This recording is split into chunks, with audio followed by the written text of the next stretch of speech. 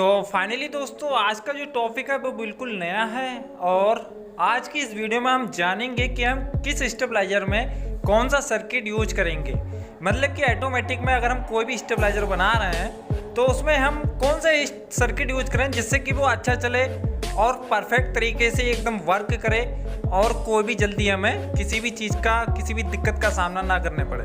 मतलब कि एक अच्छी क्वालिटी का सर्किट कैसे हम उसमें लगा सकें कि हमें पता चले कि हम कैसे पता करेंगे कि इसमें ये सर्किट लगाएं तो ये अच्छा चलेगा।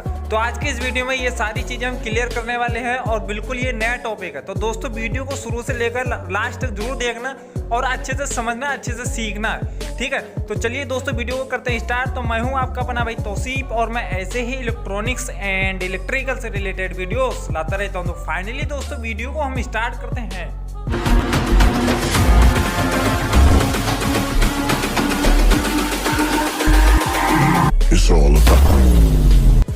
तो दोस्तों सबसे पहली चीज़ तो यहाँ पर यह है कि अगर हम डबल फेस का स्टेबलाइजर बना रहे हैं, मतलब कि अगर 90 से 440 का स्टेबलाइजर बना रहे हैं या फिर 90 से हम 500 का स्टेबलाइजर बना रहे हैं, तो हम ये वाला सर्किट चूज़ कर सकते हैं। जो कि इसमें एक पहली जो रिले लगती है वो 12 वोल्ट की रिले लगती है इसमें, और बाकी की जो 24 वोल्ट की, मतलब कि जो बाकी की जो रिले इसमें लगती हैं वो सारी की सारी इसमें 24 वोल्ट की यूज होती हैं, ठीक है।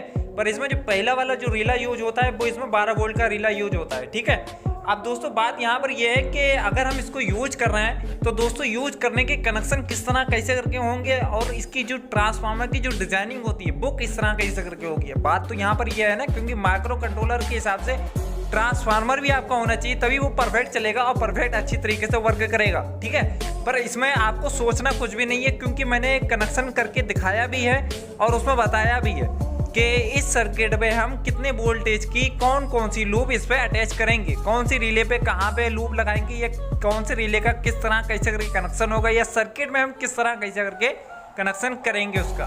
तो सारा कुछ डिटेल्स में बताया गया। बस दोस्तों मैंने यहाँ पर आपको बताया कि डबल फेस में अगर आपको यूज करना है तो आप ये वाला सर्किट यूज कर सकते हैं। बल्कि एक सर्किट और भी है, तो इस सर्किट को भी एक बार देख लीजिए आप। तो जैसा कि यहाँ पर आप देखेंगे तो ये वाला सर्किट आप डबल फेस में इसको भी यूज कर सकते हैं। पर इसमें जो रिले यूज होती है वो रिले इसमें 24 वोल्ट की ही यूज होती है। मतलब कि सारी की सारी रिले इसमें जो भी यूज होती हैं वो सारी 24 वोल्ट की यूज होती हैं, ठीक है। अब बात यहाँ पर यह आती है कि अगर ये सर्किट यूज कर रहे हैं और हम अगर वो पहले वाला सर्किट यूज कर रहे हैं तो इन दोनों में डिफरेंस क्या है। तो दोस्तों मैं डिफरेंस की बात करूँ तो सबसे पहली चीज़ तो ये है कि अभी जो ये जो सर्किट आप देख रहे हैं, ठीक है, इस सर्किट में दो फंक्शन है। सबसे पहली चीज़ क्या है कि 60 वोल्ट से आपका 300 तक काम करेगा, ठीक है, और 90 से 440 का भी काम करेगा, ठीक है। पर जो हमारा जो 12 वोल्ट का जिसमें रिले लगता है, ठीक है, पर वो सर्किट जो है सिर्फ हमारा 90 से 440 के ही काम आता है। मतलब कि उसमें और भी कुछ हम नहीं कर सकते नया। पर इस वाले सर्किट में हम क्या कर सकते हैं, 60 वोल्ट से 300 का यूज कर सकते हैं और प्लस 90 से 440 का, मतलब कि 90 से 500 का भी हम बना सकते हैं इसमें, ठीक है। पर 60 वोल्ट से 300 का हम 12 वोल्ट वाली रिले में नहीं बना सकते हैं, ठीक है। अब चलिए बात करते हैं कि डबल फेस में तुम्हारी बात हो गई कि हम दो सर्किट को यूज कर सकते हैं, जहाँ कोई सा चाहे तो हम 60 वोल्ट से 300 में भी यूज कर सकते हैं और चाहे तो हम 90 से 440 में भी यूज कर सकते हैं, ठीक है। अब बात करते हैं कि सिंगल फेस में अब हम कौन सा सर्किट यूज करेंगे, क्योंकि सिंगल फेस में तो बहुत सारे सर्किट हैं। एक तो सबसे पहली चीज़ आती है कि सादा सर्किट भी आता है और माइक्रो कंट्रोलर भी 2-3 तरीके से आती है। अब उसमें से हमें कौन सा यूज करना है जो परफेक्ट अच्छा चले। अब यहाँ पर अच्छे से समझने की कोशिश करें आप लोग। अब अगर हम यहाँ पर देखें ये वाला सर्किट, तो ये वाला सर्किट भी इसमें हम क्या कर सकते हैं कि 90 से हम 440 का भी चला सकते हैं और 90 से 500 का भी चला सकते हैं और इससे हम 60 वोल्ट से 300 का भी चला सकते हैं और 90 से 300 का भी चला सकते हैं, ठीक है। पर कंडीशन क्या कहती है कि माइक्रो कंट्रोलर में क्या होता है कि हमें 909 का ट्रांसफार्मर अलग से नहीं रखना होता है और इसमें हमें 909 का ट्रांसफार्मर रखना होगा। इसका खर्च भी बढ़ेगा प्लस, और इसमें एक तो टाइमर भी नहीं मिलेगा आपको और ना ही तो कोई हाई कट मिलेगा इसमें, क्योंकि ये केवल सादा सर्किट है, ठीक है। पर इसमें क्वालिटी क्या है, क्वालिटी ये है कि ये अच्छा चलता है और चलता भी अच्छा है, और मतलब कि हैवी से हैवी स्टेबलाइजर में आप इसको यूज कर सकते हैं। 15 से 20 kb में तक यूज कर सकते हैं, आराम से चलेगा, मस्त चलेगा, ठीक है। और बात आती है कि माइक्रो कंट्रोलर की, तो माइक्रो कंट्रोलर भी 10 से 15 kbm तक अच्छा चलता है, ठीक है। पर वो अगर जैसे कि आपको और ज़्यादा स्ट्रॉन्ग बनाना है, बेटर बनाना है, तो आप ये वाला सर्किट यूज कर सकते हैं। 15 से 20 kbm है, चाहे तो 5 kbm भी आप यूज कर सकते हैं, पर इसमें आपका खर्च बढ़ेगा क्योंकि आपको अलग से टाइमर सर्किट यूज करना होगा और प्लस एक हाइकर सर्किट भी यूज करना होगा, ठीक है। तब जाकर आप उसमें काम कर पाएंगे, ठीक है। और प्लस उसमें 909 का भी आपका खर्च बढ़ेगा, उससे कोई फायदा है नहीं, ठीक है। अब यहाँ पर ये तो बात थी हमारी कि इस सर्किट की, सादा सर्किट की बात। अब एक सादा सर्किट एक और भी तरीके से आता है कि वो केवल जो है 90 से हमारा 300 का ही काम करता है, ठीक है। पर उसमें भी हमारा क्या होता है कि टाइमर नहीं होता है और ना ही कोई उसमें हाई कट होता है, ठीक है। हमें अलग से उसमें ज्वाइन करना होता है, टाइमर के लिए भी और हाई कट के लिए। पर उसमें 3 सप्लाई हमें जोड़ना पड़ती है कि एक नंबर 1 तो कि हमारा मेन ट्रांसफार्मर से डबल सप्लाई आती है, वो एक तो वो लगा देते हैं, और प्लस एक 909 या 12012 का ट्रांसफार्मर में अलग से रखना होगा, ठीक है, उसके लिए। तो उसमें मतलब कि उसमें 3 सप्लाई देनी पड़ती है और इसमें हमें डबल सप्लाई देनी पड़ती है, ठीक है। एक 909 से और एक मेन ट्रांसफार्मर से, ठीक है। अब चलिए हम वो वाला सादा सर्किट के ऊपर चलते हैं कि वो वाला सर्किट कैसा दिखने में कैसा होता है और चलने में कैसा है, ठीक है। तो जैसा कि दोस्तों यहाँ पर आप देख सकते हैं कि ये वाला जो सर्किट है ये सादा सर्किट है, ठीक है। और इसको अगर हम यूज़ करेंगे तो ये 90 से हम 300 तक यूज कर सकते हैं, इसको 90 से 300 तक यूज कर सकते हैं। इसका हमने कनेक्शन भी बताया है और इसके ऊपर हमने ऑलरेडी एक वीडियो और भी डाल रखा है कि इस सर्किट को हम किस तरह कैसे करके बनाएंगे, ये भी सारा कुछ हमने डिटेल्स में बताया है। और इसका कनेक्शन भी हमने डिटेल्स में अच्छे से दिया है कि इसका कनेक्शन हम किस तरह कैसे करके करेंगे और इसको हम बनाएंगे भी किस तरह कैसे करके, ठीक है।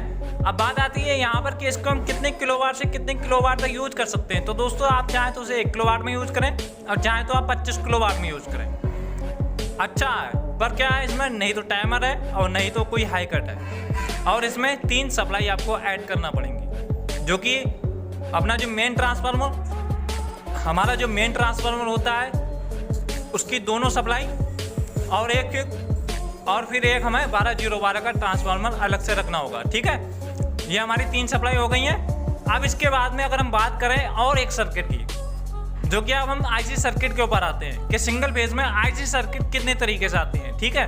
तो अभी हम आपको दिखाते हैं पहले, फिर उसके बारे में बात करेंगे आपसे। तो जैसे कि आप यहाँ पर देख सकते हैं कि ये मेरे पास 3 सर्किट हैं और ये तीनों के 3 सिंगल फेज के हैं, ठीक है।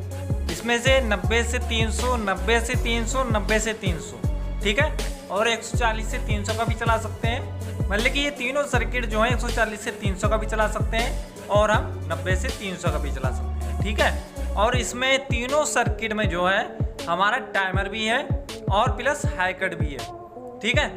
पर अब इसमें बात क्या आती है कि इसमें से बेस्ट कौन सा है, अब इसमें से यूज कौन सा करें। तो मैं तो यही कहूँगा कि इसमें से सारे ही बेस्ट हैं। बस क्या फ़र्क क्या है कि हमारा जो छोटा वाला सर्किट है वो उसमें छोटे ट्रांजिस्टर हैं और जो हमारा इससे थोड़ा बड़ा साइज का है उसमें बड़े ट्रांजिस्टर हैं, ठीक है।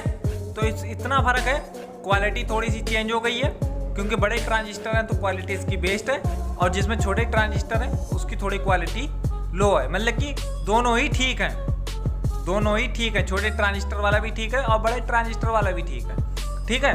बस फ़र्क क्या है, दिखने में वो छोटा दिखता है, बाकी और कोई दिक्कत नहीं। बाकी आप चलाइए, अच्छे से चलेगा, ठीक है। बाकी तो मैंने आपको सारे सर्किट इसमें दिखाई दिए हैं और मुझे उम्मीद है कि आपको अच्छे से समझ में आया भी होगा। और कनेक्शन भी मैंने हर किसी सर्किट के करके दिखाए भी हैं और बताया भी है मैंने वीडियो में। अगर आपने नहीं देखे हैं और अगर नहीं देखी वीडियो तो आप जाकर देख सकते हैं, उनके सारे कनेक्शन भी मैंने करके दिखाए हैं और उसमें ये भी बताया कि कौन से सर्किट में हम कितने वोल्ट की लूप यूज करेंगे, मतलब कि कौन सा ट्रांसफार्मर की डिजाइनिंग यूज करेंगे, ठीक है। हमने एक एक चीज़ डिटेल्स में बताई है। तो मुझे उम्मीद है दोस्तों आपको आपने अच्छे से इसमें सीखा है और समझा है और हमने समझाया है, ठीक है। तो फिर दोस्तों मिलते हैं फिर नेक्स्ट वीडियो में, तब तक अपनों का ख्याल रखिएगा दोस्तों।